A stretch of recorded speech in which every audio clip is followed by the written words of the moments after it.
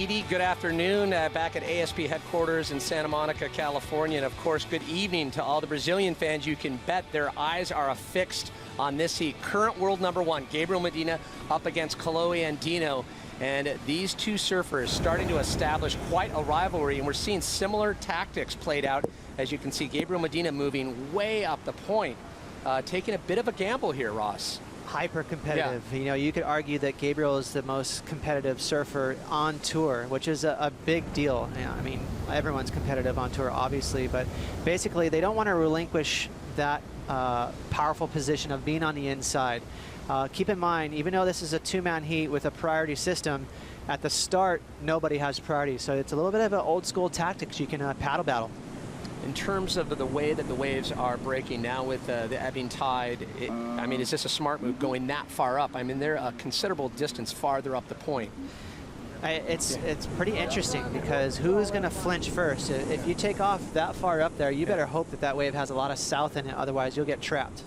The 20-year-old Californian Kolohe Andino, we talked about his season earlier in today's heats, the second place in Rio, the third place in Fiji, and he's really starting to find his momentum. But Gabriel Medina, the big question, when can we really start talking about, are we going to see our first Brazilian world champ? As a good shot of just how far they are up the point. Yeah, you can see right now, there's the age, they're both 20 years old. Gabriel Medina, 5'11", 164 pounds, so these are top shape surfers, but as we see over, it looks like Gabriel Medina, which is interesting, gave the inside position to Kolohe Andino, so they sort of won that paddle battle up on the top. In terms of matchup, you give the edge to Gabriel Medina 6-1, and both of these surfers really enjoyed a lot of focus, a lot of success coming up through the junior ranks. Medina a little bit more successful right from the get-go when he came onto the CT. Andino having to find his form, and now you see both surfers having to scrape their way closer to the inside. Are they too deep at this point? So that's what happens there. Gabriel, his plan, this is what happened for him in Fiji as well. He sort of baited Kolohe to go way up the reef, knowing that he's out of position. Now he's trying to race back towards the channel to get in position, hopefully, in his mind, leaving Kolohe way too deep. So, you know, he's really toying with him right now. Got to time it perfectly with these sets. As we've witnessed, you can definitely get caught behind the peak here. Let's check in with Pete Mel. Pete. Hey, they're at a different surf spot. No joke. They're seriously, I mean, it's at the right on the other side of the point. They paddled each other to no man's land, and they're going to have to come back another 150 yards before they can even ride a wave. Wow, and you can see Gabriel Medina having to scrape over that one.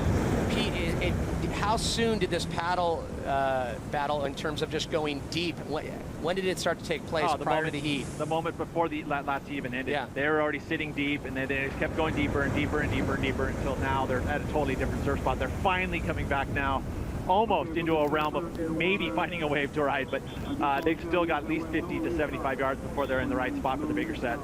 So Pete, obviously, you know, we know Gabriel's trying to get back in position and leave Kolohe too deep. Just looking out to the horizon, you think he can execute that plan? Well, right now it looks like he could be, yeah, but I mean, they're not, like, both of them still aren't in the zone yet. Now Gabriel's they both stopped again, and they're still so deep.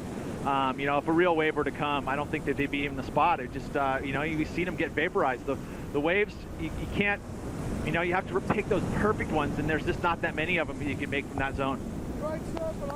Thanks, Pete. Yeah, great insight, and it's starting to establish. We talked about the rivalry that's starting to form.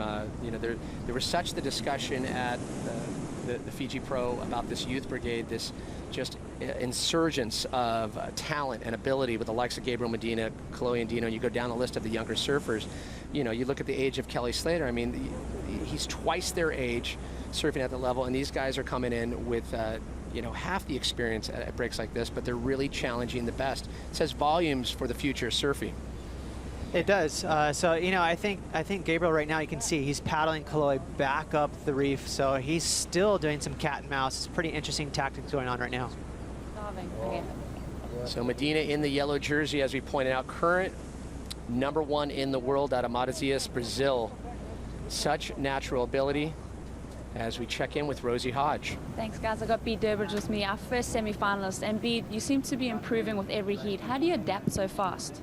Yeah, that's yeah, the thing, I don't know, I was just getting more and more comfortable with it, and yeah, just wanting the bigger ones. Each time I paddle back out, I wanted bigger and bigger, and I went that massive one at the start and just copped an absolute flogging. Got the wind knocked out of me, and I thought, well, if that's the worst it can be, like, might as well just enjoy it now. And yeah, and just got into some bombs, and it was surfing against my good mate Ace, who I'm staying with. We come out on the boat, and yeah, it's just a dream. Like, I don't know, I'm just having a lot of fun with it, and yeah, just enjoying surfing Teahupo'o with one other guy out, and perfect 8-foot waves. Like, I don't know, it's something you dream of as a kid, and I just can't wait to get back out there and get some more of those barrels. It's just such a rush. And you're one of the surfers that's really enjoying these conditions. What's challenging you out there, and how are you going to overcome that? It's just positioning, and yeah, just not paddling out to the wave, just sitting there and just having the confidence to wait till it lurches right on you and then turn and go. And yeah, that's what I've worked out like that last heat. I was just felt comfortable with my positioning, and yeah, knew how deep I could push it, and yeah, I'm just enjoying the ride. All right, Pete, well, we look forward to seeing you in the semi-finals. Right now, Pete does have Ace Bucken, defending champion, in the water. Take it away, Pete. So Ace, bit of a heartbreaking loss there. I mean, in perfect conditions, started off with the 9.77. I mean, if you can reflect on that heat, was there anything you would have changed? Yeah, I wouldn't have gone that third wave. I kind of was just having fun at that point, and I had a funny feeling that one of beads where he didn't actually kick out, he might have made, and that was the difference in the heat. You know, he made that wave. They didn't read the score for a long time, so I kind of didn't know the situation. But then I took that third one, you know, not a super deep barrel, wasn't going to improve on my score, and he was paddling back out, and the 10 was the next exchange. So, you know, it's easy to kind of look back with hindsight, but that was a big mistake, you know, taking that wave. And you know, don't take that wave, you're on the 10. So we're both in the same spot. Hats off to Bede, you know, like, he's been coming here for a long time. We stay with the same family, so I'm super stoked we got someone in the semis. And yeah, he took the big wave at the start of the heat. Like, he was super late, and I was like, oh, you can have that one. Like, I didn't think either of us were going to make it, and I guess he must have jumped, though he was super late. But yeah, what a dream. It's like picture perfect, as big as you could probably ask for it to paddle into, and it's super scary, you know, like, but so rewarding. And yeah, some of those waves were just incredible, and you know, it's tough to relinquish the title after last year. This place is super close to my heart, but I feel like I turned my year around here, and yeah, I feel content and happy, and you know, hopefully Bede can go all the way. There you have it. Thank you, Ace. What a gentleman. So thank you, Pete. Thank you, Ace and Rosie and Bede. And going back to what Bede Durbridge was talking about, positioning. Now, it's gone 10 minutes. They've declared that there won't be a restart. Is positioning, is it killing both of these surfers right now? Well, the head judge can deem whether or not they were able to catch waves. And that's what I'm thinking is the reason for they didn't give them that extra 10 minutes. It was not a restart. Because, hey, it's not their fault that, it's not the judge's fault that these guys are messing around and paddling way up the reef. So they're getting penalized now. They only got 24 minutes left to fit 2 scores in. An interesting battle right now between current #1 in the world, Gabriel Medina, Kolohe Andino, trying to find their way to the semifinals. And we just watched Ace Bucken taken out by Bede Durbridge. Bede Durbridge getting that first transfer spot. Immediately following this, it'll be Dion Atkinson, John Florence, and the last quarterfinal for kicking off semifinals, Kelly Slater and Owen Wright. 24.5 on the clock. Still no waves surf between the two. And keep encouraging everyone. Join the discussion. Hashtag Billabong Pro Tahiti. And there, Lakey Peterson. I should be surfing, but cannot watch Teahupo'o today. Good luck to all the guys. Hashtag be safe. It's huge. It's on at ASP. All the above. Correct, Lakey. Have fun out there. Look at her face. She's like, huh? Yeah. These waves are aliens. Yeah, just some mutants coming out of the deep water here. When the sets turn on, we've just seen some huge cavernous barrels on offer for the world's best. But for right now, Medina and Andino, eerily quiet due to that paddle push up farther up the point. For a little more insight on the positioning situation, let's check in with Ronnie, Aki, and Strider. Cheers, Pat. We've just been reflecting on the event as a whole and talking about Gabriel Medina between us. We can't remember him taking a beating yet. He's that calculated out there. He really is smart with the decisions he makes in heat talk. He really is, yeah. He's just surfed perfect heats, hasn't pushed it. The other guys have been taking some beatings, but he hasn't gone anywhere near it. Right now, he's super deep, though. They had that hassle, the paddle battle, and they went really deep. If he takes the wave up there, kind of where he is now, he probably will take a beating. Even though he hasn't had any beating, Strider, he has positioned himself really well and managed to get himself into some really deep barrels, but always finding the exit. Well, he's been super smart about the waves he takes. He's always kind of in that mid-range, and he's got those deep nugs that kind of come across the reef wide open. So, he's doing a really great job.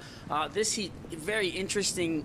These guys are actually gromming out. They just don't want to let each other get past each other in the lineup, and I'd really love to see these guys just start surfing. I mean, there's some insane waves out there. They haven't deemed a restart because there's so many waves, and these guys are going to have to get back on that ball and start to show up and just get some surfing done. We've seen Kolohe cleaned up on a couple of set waves. Let's see if Gabriel will swing on one of those big dark sets, boys.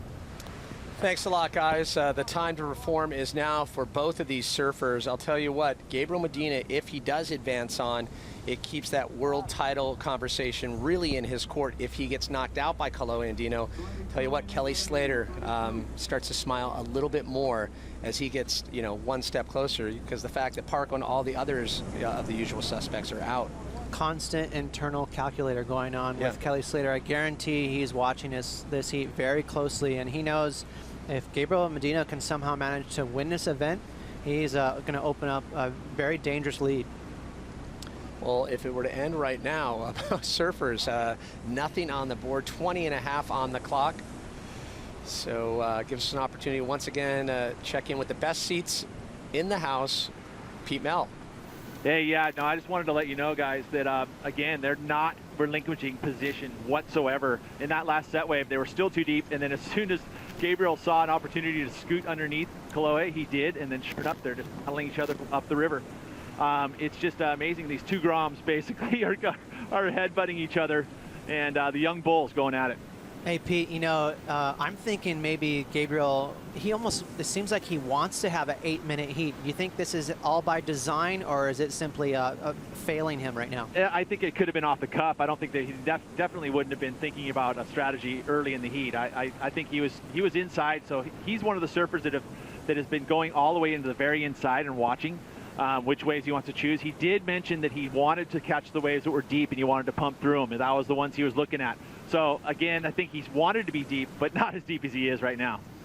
I'd like to bring Aki into the conversation. Aki, you've been coming here since the 90s. Is this something you've ever seen before? Yeah, well, these guys, actually Gabriel done it in the final against Nat Young in Fiji, but the judges didn't restart it because these kids took themselves completely out of position, so no restart. We're down to 20 minutes now, and these guys really need to just, like Strider said, just surf it out, Forget about the hassling. That's not what we're doing today. We're catching big barrels and charging, so I don't know about the hassling, boys.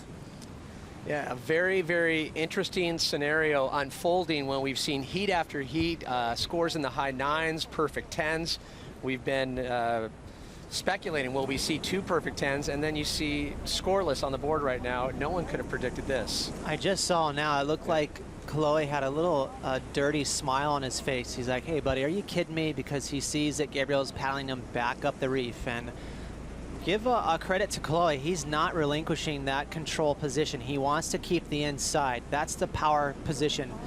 That means when that wave comes rolling down the reef, he's going to be in the spot to take it first. So he's not going to relinquish it, but you can see he's getting a little irritated because Gabriel's toying with him. I'll tell you what, if it remains this way, no waves on the board, I'll tell you what, we'll have to go to the rule book, because it would be a first. I will say I'm surprised that Kolohe's keeping that much of a buffer zone between him and Gabriel. If I was him, sure, keep the inside, but be right next to his shoulder. There's a big separation there where Gabriel could catch a wave without Kolohe being anywhere near him. Now under the 19-minute mark here in quarterfinal number 2, Gabriel Medina versus Kolohe Andino, and it looks like Medina And finally, Medina finds a barrel, stalls it up. Quick double hand drag, more tube time. And Medina gets the clean kick out. And a wave behind that. So now Medina on the board finally. We'll wait for scores to drop. Kolohe Andino with priority out the back. Well, I will say, Kolohe Andino, he's probably going to enjoy that a little bit. He didn't see exactly what happened, but that was sort of a forced tube ride. It was a nice barrel, beautiful wave, but you could see him dragging both of his arms in the wall the entire tube.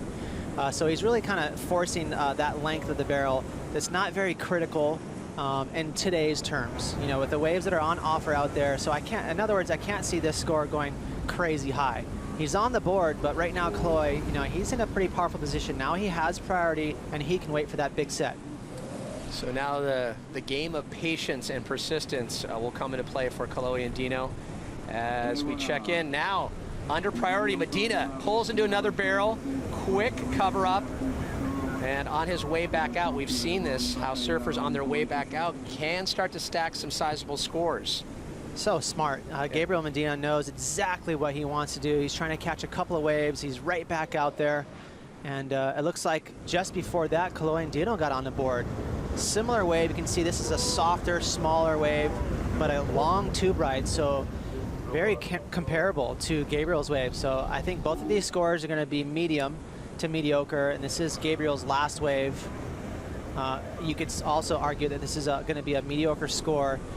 All right, so the dust has settled. Now they're going to settle into the status quo where they go out there and wait for those set waves. Let's get into the board breakdown for Gabriel Medina. 6'3" in length. And that 19-inch width, going for a little bit of width there. And big question, thruster quad for Gabriel Medina. Yeah, I think both of these fellows are, I'm not sure. Actually, Kolohe Andino's riding a quad, and the reason for that, a little more speed. So I think his game plan, you can see also a 6'6", a pretty big surfboard. He wants to take off very deep and get as much speed as possible and knife through. Just a slightly more narrow board for Kolohe Andino. Both surfers, though, up to this point looking very, very comfortable. Their boards underfoot here in Tahiti. Gabriel Medina still waiting on scores of that first wave. Talk about taking time and marinating on the numbers. No numbers dropped so far for 3 waves exchanged between the two surfers. So what they're going to do right now is watch the replays, compare the two, and set the scale for the heat. So it doesn't matter if it's a 7, 8, or even a 9. That's going to be where they'll judge the rest of the waves based on those first 2 rides.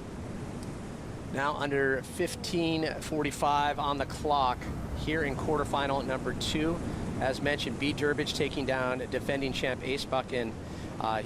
B finds his name on the list for semifinal number 1. Who will join him? Either Kolohe Andino or Gabriel Medina. The winner of this quarterfinal matchup moves on, and then we'll go right into John Florence and Dion Atkinson, quarterfinal number 3, and finish out quarterfinals with 4-time champ here and 11-time world champ Kelly Slater up against Owen Wright.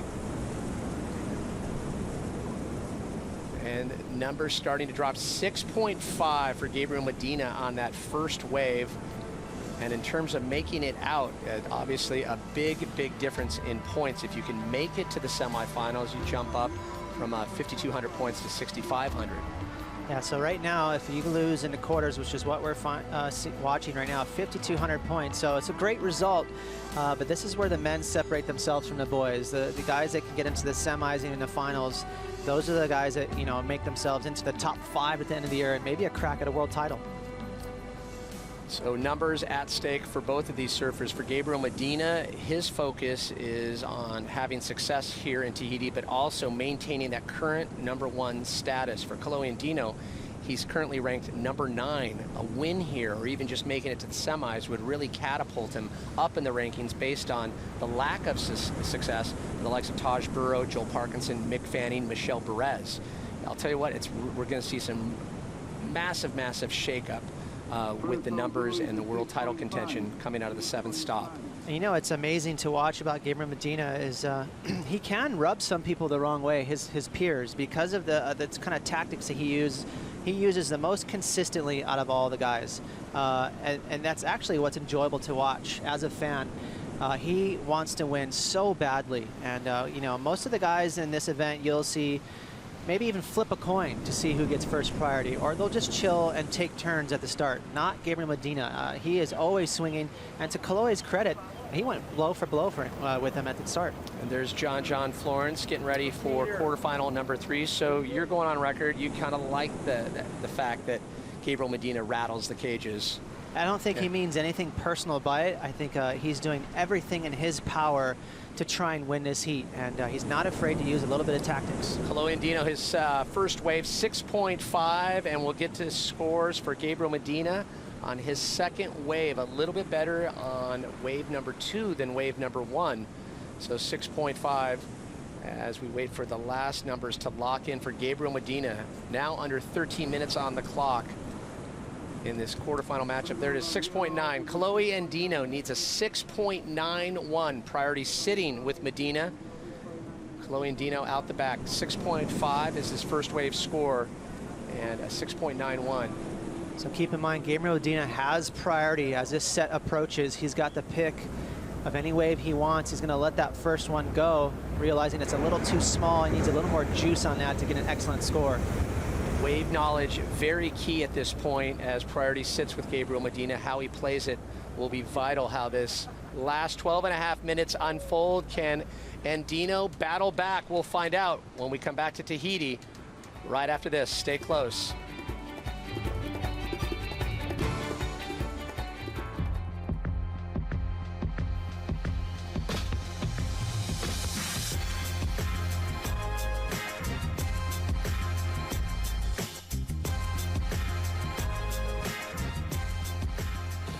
If we look at the world water crisis, it's overwhelming.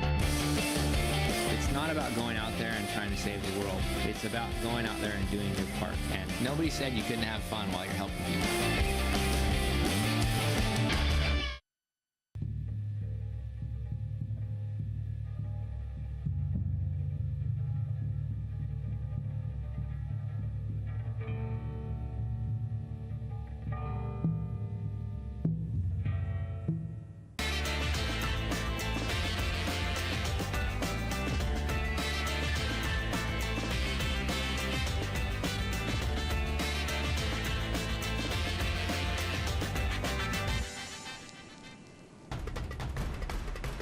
Awkward moments and interesting starts in quarterfinal number 2 between Gabriel Medina and Kolohe Andino.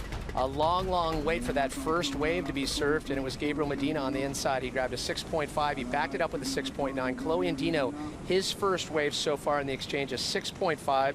Now under the 11-minute mark. Kolohe Andino needing a 6.91 as we check in with Medina. Another screamer. He's pumping his way, trying to make his way through the section, and he does. Wow. Peace and pits for Gabriel Medina. And out the back, Kolohe Andino driving, no hands, then grabs the rail. Can he make the clean exit? Double shakas as now Andino on the board with 2 waves, trying to stack it on top of the 6.5. Oh, this is Kolohe Andino, wave number 2 in his set. Nice and deep right there. Shorter barrel, but exciting spit there, showing just how hollow that wave was. Double shakas, but this wave, I believe, is going to be a bigger score, a longer barrel. You can see right here pumping. He's on his forehand, a goofy footer, so he gets lots of speed, comes flying right through there. Pure stoke for Gabriel Medina. And from the front on view, you'll see just how much tube time he logs behind the curtain there. Nice and deep, right past the foam ball, comes flying out. So, you know, Gabriel Medina, good surfing and great patience waiting for that wave. And I'm sure a lot of people watching are, okay, this is what we've been waiting for, to see these guys actually surf against each other. So some great back and forth starting between Kolohe Andino, Gabriel Medina. It's going to be a tight battle. The numbers up to this point, 6.5, 6.9, nothing in the excellent range. And we're going to have to start to see if those numbers start to tick a little bit higher as both these surfers get in better position and the sets start to fill in. Well, we'll have to wait and see what kind of numbers drop for those last 2 waves, but this heat feels like it's really going to boil down to the last minutes. It has that vibe. Now we talk about the world title implications. Coming into this event, Gabriel Medina currently ranked number 1, and we made mention Joel Parkinson, Mick Fanning, Taj Burrow, the 2nd, 3rd place, and 2nd, 3rd, and 4th currently on the World Tour, and 5th place, Michelle Perez, all out of the event. then you take into account that Kolohe Andino is just under the top 10 in 9th place. This is going to do amazing things for Kolohe Andino if he can make his way into the semifinals. And you mentioned, I'm sure Kelly Slater is off the sidelines as numbers starting to drop for Gabriel Medina, and things are going to get seriously spiced up here as the final number waiting to drop for Medina, 9.57. Kolohe Andino needing a 9.97 as we wait for numbers to drop on his second wave in the exchange. One more number to lock in, and the good news for Kolohe Andino, it is in the excellent range, 9.97, almost a perfect 10. That is what Kolohe Andino needs to move, and 8.77. So now Kolohe Andino needs a 7.71, priority with Medina, and he's right back to work. Finds a clean, flawless, quick tube, calmly making his way out, and right out the back, Kolohe Andino. He'll glide into this one. Grabs a little rail, he'll hit the e-brake. High up, tight in the pocket, not a lot of tube. He'll try to get a second bonus section. And Kolohe Andino tries to make a little out of a, or I should say a lot out of a little, but definitely juiced that way for what it was there. He did. Yeah. So right now it's starting to take shape. This is the fun part of the heat, and Gabriel Medina, to me, looks like he's starting to inch away from Kolohe Andino. That was not going to be a keeper for him. He definitely, milked it and made the best of it. You can see him paddling past his father, Dino Andino, on a jet ski right there, maybe throwing out a couple of positive words of advice for Kolohe as he strokes back out. And he knows what he needs to do. I guarantee you Kolohe is aware that that last wave was not a huge score. So he has the agenda of going back out there and waiting for a bomb. You saw the stat there, third quarterfinal appearance here in Tahiti, or I should say for 2014, 2-0, trying to tip the scales and just continue his stream of success so far. Well, here we go. Let's look at how perfect this wave is from Gabriel. Not a crazy, juicy wave. It wasn't a scary one. This is something you'd see it almost in Indonesia. Perfect, kind of a thinner lip for Chopu. But you could see Gabriel Medina, he's trying to get rid of a 6.9. That's going to be right there. Unfortunately for Kolohe Andino, he was on the second wave, which normally is are a lot thicker than this. But again, that thin lips signifying that this wave, not a serious one. I can't see these breaking an excellent score. So Kolohe Andino now needing a 7.71. Medina on top now as we hit the 6-minute mark. Priority sits with Medina. And once these two made the decision to start surfing against each other, things got exciting in this quarterfinal. Who's going to be the one that meets B. Durbridge? That's the big question. In terms of if it were to end right now, the numbers would say Medina, but you say that there's a slight shift, that Medina's starting to take control of this heat. Well, I'll steal your job just a little bit. Okay. Gabriel Medina just dropped to 7.7. So now, as I mentioned, the heat is starting to take shape. We're really seeing what's going on. It took a long time. They kind of messed around with each other at the first 10-15 minutes. So that leaves with Kolohe needing an 8.5. As we mentioned earlier, people are almost scoffing at numbers like that. So this heat is still wide open. Interesting. Kolohe Andino needs an 8.51 as we approach the 5-minute mark. And we've seen Medina do this throughout his 2014 Billabong Pro Tahiti campaign. Just slowly start to whittle away and start to stack those scores. That third wave for Kolohe Andino not going to make a dent as we look back at our top scoring waves. And this is the real difference maker. You could see that wave was juicy. It was nice and hollow. Gabriel technically perfect right there behind the foam ball. And this is a big score for Kolohe as well, 8.77. So that score is keeping him alive in this heat. Easily the best two waves so far. And then here, a backup score for Gabriel, 7.7. Using the double hand grab stall to get him a lot of tube time. But again, that lip line was thin, sort of an almond shaped exit. So if he's going to improve his score line, he needs to get a set wave. 4.5 on the clock, and Medina still having priority as Kolohe Andino needed an 8.51. He's surpassed that on his best wave score, an 8.77, looking to ditch the 6.5. Some great back and forth. You mentioned it. It started late in the heat. Only to think if they got started a little bit sooner, how many more waves would have been surfed between the two surfers. Yeah, we sort of had our cameras fixated on the two fellows way up the reef, but there was a couple of bombs that passed through them. So, you know, again, I was kind of asking Pete Mel in the lineup, you think this is going to fall into the favor for Gabriel Medina? And right now, how could you argue? Yeah, the 9.57, it took him a while to find the rhythm and almost grab a perfect 10, came awfully close, and then back that up with a 7.7. Now 3.5 on the clock. Both surfers just forced to sit. And how comfortable is this moment? When you're there, things go quiet, you know what you need, you know priority sits with Medina. What can Kolohe Andino at this point do under priority? I'm gonna take a wild guess and say it's not super chummy right now. You know, there are probably a couple icy looks, and we love that. These guys are both super competitive youngsters on tour, and really Gabriel is someone that Kolohe's looking up to be quite honest, because Gabriel's at a young age has achieved a lot. And points aside, getting back to the Slater discussion, you can imagine Kelly Slater watching this heat very closely to see what Medina is doing, how he's playing it. Obviously, Slater has to get through the likes of Owen Wright to make his way to the semifinals and hopefully eventually the finals. But as we see a wave coming in, 2:45 on the clock, both surfers scraping over and trying to work their way outside here at Teahupo'o as some bigger size sets start to fill in. And Medina is still having priority. Kolohe Andino once again needing the 8.51. Can he find it on this small size runner? Not a lot of barrel to work with. And Andino looking visibly frustrated, knowing that he needs more than that wave-wise. Yeah, so I'm not sure if Kolohe had priority there, but you could see he's kicking some water, a little bit frustrated. He knows that's not going to help his cause. And we haven't seen a big, thick wave in quite some time, so we'd love to finish this heat out with a bang. Yeah, a priority was sitting with Medina prior to that. He hasn't relinquished that. Now under the 2-minute mark, Kolohe Andino still needing an 8.51. And Medina will have his choice. Anything that flows through the lineup at this point, he'll get first crack at.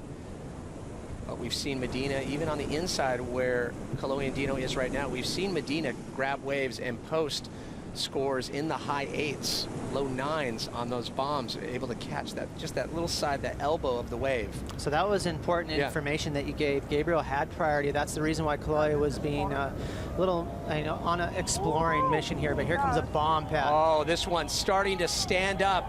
Will any surfer take the bait?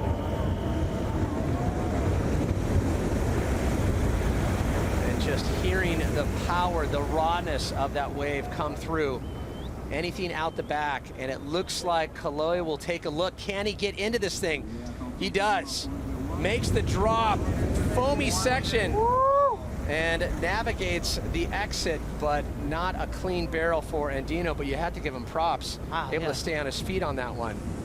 Yeah, it looked like he had some loose trucks there, but he managed to kick out. That was a crazy little wave there for Kolohe Andino, but he's looking at his watch, trying to see how much time left he has to get back in his heat. Gabriel Medina, just such a tough competitor. He did not buckle under pressure. He could have went for that wave. He backed out knowing, you know what, I don't need to push it. I got a lot of heat left to go in this competition. Well, now under the 30-second mark, and Gabriel Medina, it turns out, in terms of the playbook that he tapped into, forcing Kolohe Andino farther up the point, was able to grab that wave on the inside and then just built from there. As we count down the last 10 seconds, that means Gabriel Medina will face B. Durbridge in semifinal number 1. The question now, who will match up in semifinal number 2? John Florence and Dion Atkinson when we come back to the 2014 Billabong Pro Tahiti.